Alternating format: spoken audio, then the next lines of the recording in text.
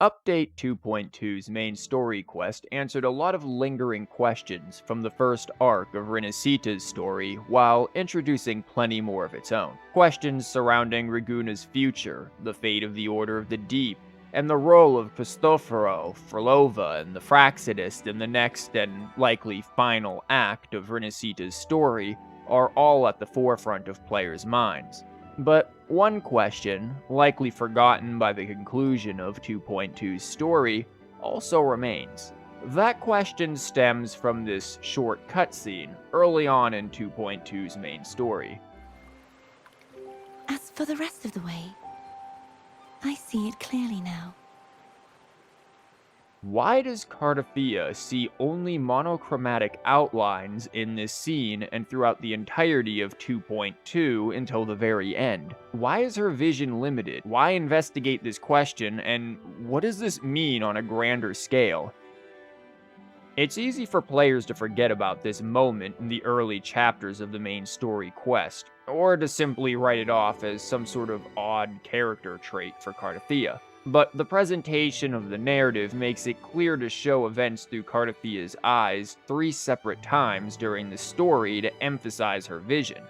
The first is in the initial gondola scene, the second is during the Fleur-de-Lis fight, and the third and final time is upon Cartethyia's awakening after defeating Fleur-de-Lis. Players are made to be acutely aware of Cartethyia's vision and recognize that there is a greater significance to it. When first witnessing the gondola scene myself, I initially thought that this was simply representing the Threnodian seeing through Cartethyia's eyes. However, there isn't enough logical grounds to assume that the Threnodian is able to witness anything through Cartethyia's eyes. Furthermore, since the same visual effect is present during the fight against Fleur-de-Lis, the individual whom the Threnodian is bound to, it'd make little sense for the Threnodian to see the fight against itself through Cartethyia's perspective, making this initial hypothesis unlikely. The more likely cause surrounding Cartethyia's vision is that during the events in the Avinoleum, Cartethyia is sensing the world through her forte because she is split and fragmented frequencies. More specifically, the Cartethyia seen throughout the main story is an echo of her former self. Upon regaining her memories, Cartethyia recounts some of the events that transpired during the Second Dark Tide, and the significance of the laurel upon her head. The laurel, originally being the crown from the primordial seas that is seen placed upon Cartethyia's head during an earlier memory of Cartethyia's coronation and naming of Fleur-de-Lis, was transformed into its current shape by the Threnodian at the onset of the Second Dark Tide. Its purpose is to act as a device to allow the Threnodian to influence and control its chosen resonator. Knowing this, Cartethyia split her frequencies into the separate Fleur-de-Lis and Cartethyia. The former, Fleur-de-Lis, remained in Cartethyia's physical form and retained most of her power and her will to defeat the Threnodian. The latter, Cartethyia, became a manifestation of her spiritual will to live. This crown. It turned into what it is after the Dark Tide came. This is what the Threnodian uses to control its resonator. When the Threnodian unleashed the Second Dark Tide, I, as the Cartethyia you see before you, split the part of myself that wished to live after seeing the corruption that stood before me. You see, when I destroyed the Threnodian that had taken over the Sentinel's body, it immediately began to assimilate into Fleur-de-Lis, its resonator. She was the part of me that was left after I split myself. She retained the most power, and now hopes to one day destroy everything, even herself.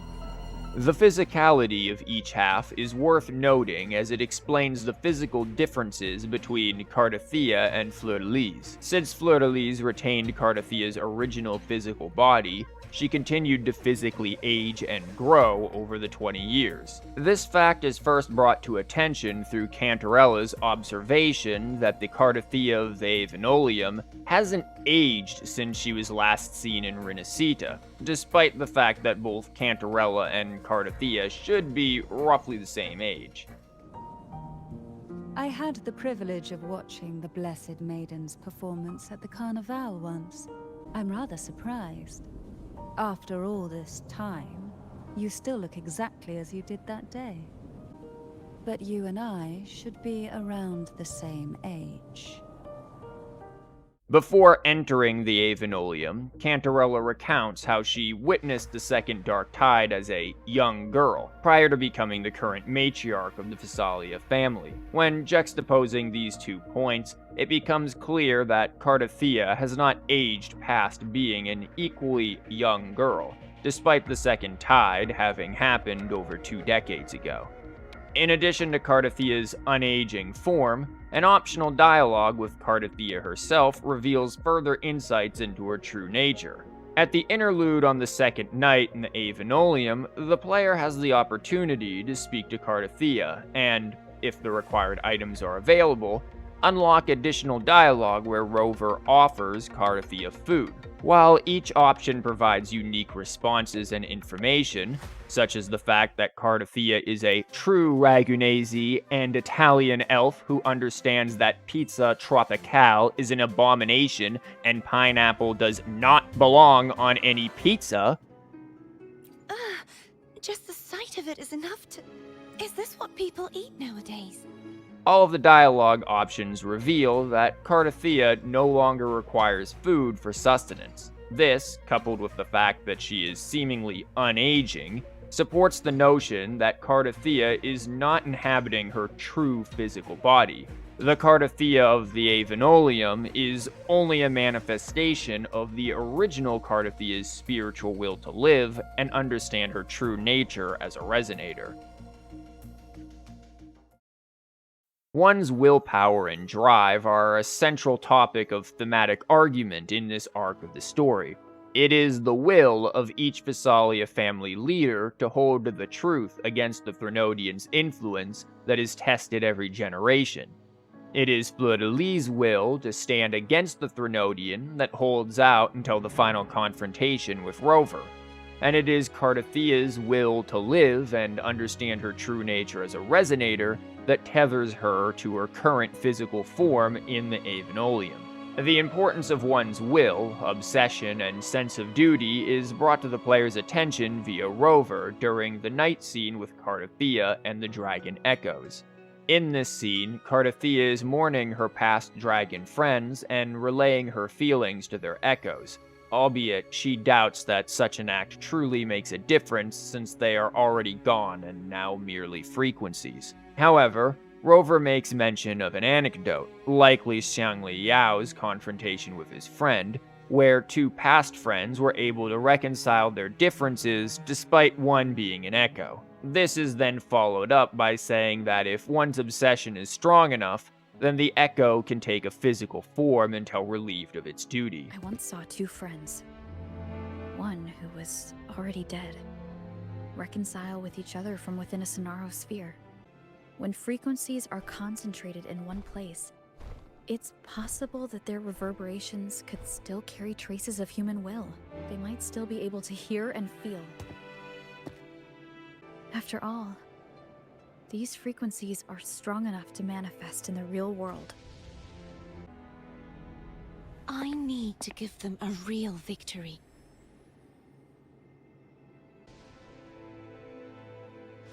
You can ease up a little. As long as their obsession holds and the Sonaro sphere stays intact, they won't vanish.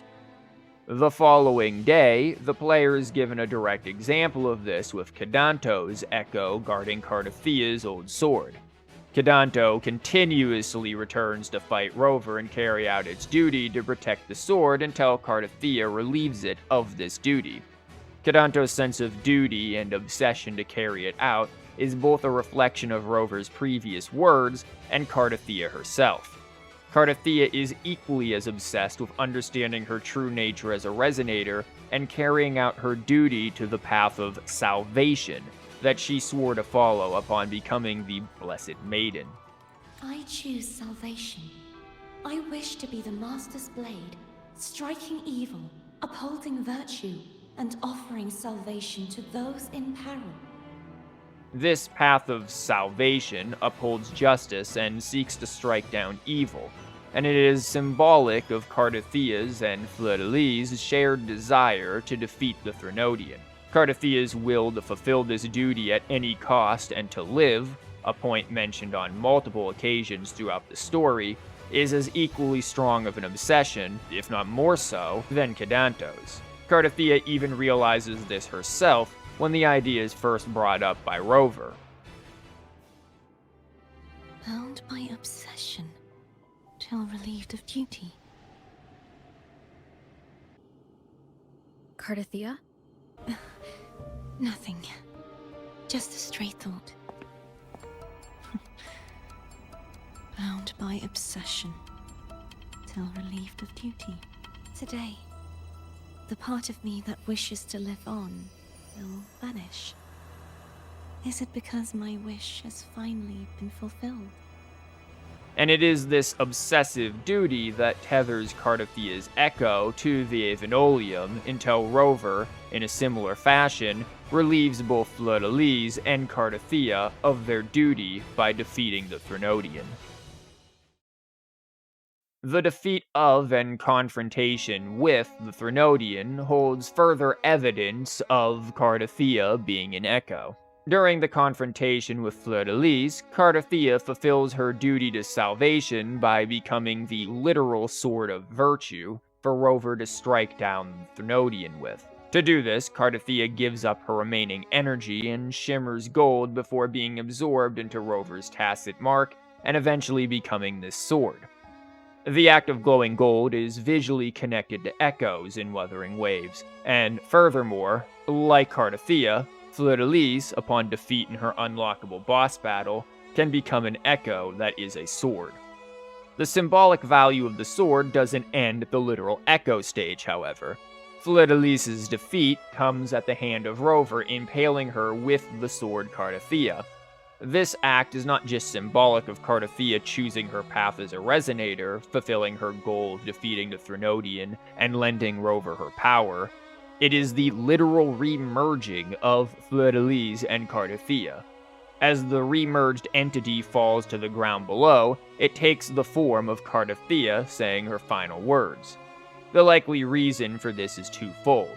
First, having been killed by Rover's attack, the physical body of Fleur-de-Lis, merged still in part with the Threnodian, is destroyed. This is then coupled with the second point that Cartethyia, remerged with her other half, bears the will to live, while Fleur-de-Lis bore the will to destroy the Threnodian and herself in the process. With the latter goal achieved and the Threnodian, again a part of the physical form of Fleur-de-Lis, destroyed, Cartethyia's will remains to manifest as the remerged physical body. After all, she is the original living being, whereas Fleur-de-Lis was a concept of the Threnodian before the split. Despite being the original living being, however, she is still, to this point, frequencies, now in a dying body. And having fulfilled her duty and expended the last of her strength, she is set to perish until the Sentinel's intervention. While this explains the nature of Cartethyia during the events of the Second Dark Tide and in the Avinoleum, it doesn't answer the original question. Why does Cartethyia see in only monochromatic outlines? As an echo, Cartethyia is residual frequencies. But, as is abundantly mentioned throughout the story, Cartethia's frequencies are split, jumbled, and conflicted. These descriptions are used both literally and symbolically for Cartethyia. On a literal level, her frequencies are muddled with Fleur-de-Lis' frequencies, hence Abby's mentioning that Cartethyia has a scent of the Threnodian about her. Say, it's really faint, so I barely noticed earlier. Is that a Threnodian smell I'm getting from you?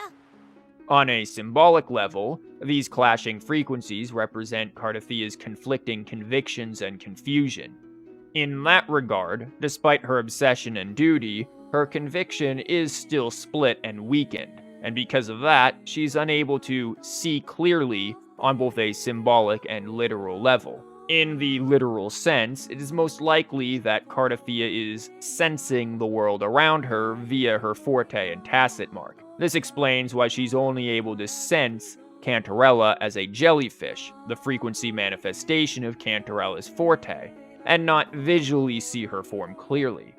This sensing likely also explains why Cartethyia claims that she can see the rest of the way clearly now in the gondola, despite still seeing in frequency manifestations. Immediately before this moment, she's directly holding and being mere centimeters away from Rover. This close proximity and direct contact likely allowed Cartethyia to more clearly make out Rover's figure than she could other individuals like Cantarella. However, like Cartethyia herself, the literal interpretation of her vision is only half of the truth. The exact nature and color of Cartethyia's vision are best analyzed from a symbolic perspective that takes her entire character into consideration. Her vision, and lack thereof, is a representation of Cartethyia's current state. She's confused and conflicted about her identity and role in the events surrounding her. She sees the world in a monochromatic gray because of this. Gray is an ambiguous color. It is a blend of both black and white and often represents a symbolic blend of both good and evil. In literature, it is often used in visual imagery to articulate complexities and nuances surrounding specific characters, choices, or events. In that regard, the color represents Cartethyia's perspective of herself and the world around her perfectly. The muddled confusion of who she is and what her role is within the world is expressed visually through this ambiguous gray, while foreshadowing the deeper complexities and nuances of the truth surrounding her character. This notion is amplified by the fact that Cartethyia's vision only presents her with vague outlines of the world around her. These outlines are symbolic of Cartethyia's understanding of herself and past. Throughout the majority of the journey through the Avinoleum, Cartethyia has no memory of specific events and details surrounding her true identity as a resonator. This lack of details regarding herself is manifested in the lack of visual details that she can see. The best evidence of the symbolic meaning in Cartethyia's vision can be most clearly seen during the fight with Fleur-de-Lis. While she is approaching the barrier surrounding Rover, the world is conveyed through Cartethyia's vague monochromatic vision. There, Cartethyia is presented with the opportunity to make her choice. This choice reflects her decision and acceptance of who and what she is. In the scene that plays out following this choice, once again, Cartethyia's perspective is briefly shown. But in this instance, both color, most notably stemming from the broken sword in her hands, and finer details, such as the markings on her arms, are both visible. This is because Cartethyia has made her choice and is no longer conflicted or confused about who she is and her role.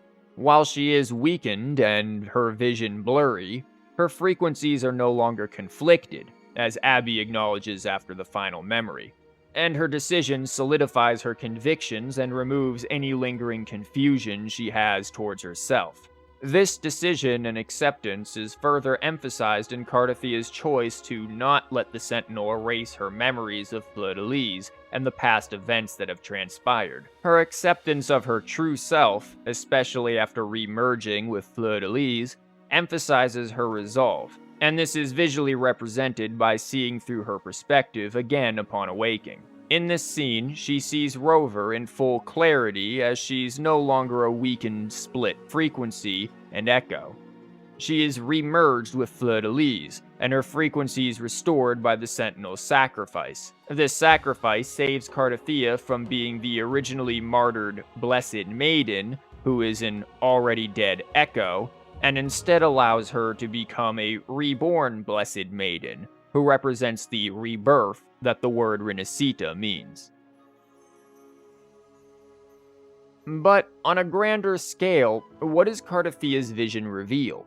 Assuming that Cartethyia does sense the frequencies of the world through her forte during the events in the Avinoleum, does this mean that the entire world of Solaris 3 is comprised of frequencies? Back in Jinzhou, Rover's initial interaction with Sanhua would imply that this is likely the case, and the fact that residual frequencies can manifest as echoes would also imply that everything, living or non-living, is comprised of frequencies in some capacity. But what are frequencies? A theory of mine is to consider them like the code of the world. There are a lot of subtle and sometimes blatant allusions to computer-esque imagery in the way that Solaris 3 operates. The most recent comes from the Sentinel Imperator claiming to have safeguarded their core data when having merged with the Threnodian. This phrasing of core data implies that the Sentinel is a technological entity, and if that is the case, are the other Sentinels the same? Coupling this with the fact that the Sentinels all need Rover's authorization to execute certain functions, such as to enact a second awakening with a chosen resonator, does this mean that the Sentinels are akin to computer executables? And is Rover a metaphorical system admin? Conversely, would this mean that the Threnodians are like malware, harming the integrity of Solaris 3 that, in and of itself, is a simulated world or operating system? These are questions that, so far, don't seem to have concrete answers. But the case of Cartethyia, in conjunction with previous events in the story, may supply additional credence to the theory. On a more immediate level, though, since Cartethyia is essentially whole again with Fleur-de-Lis, does this imply that she may have interchangeable forms between the two as a potentially playable character? If not, which form, Cartethyia or Fleur-de-Lis, would you prefer to be playable? Feel free to respond to that and share if you'd pull for Cartethyia below, and thank you for watching.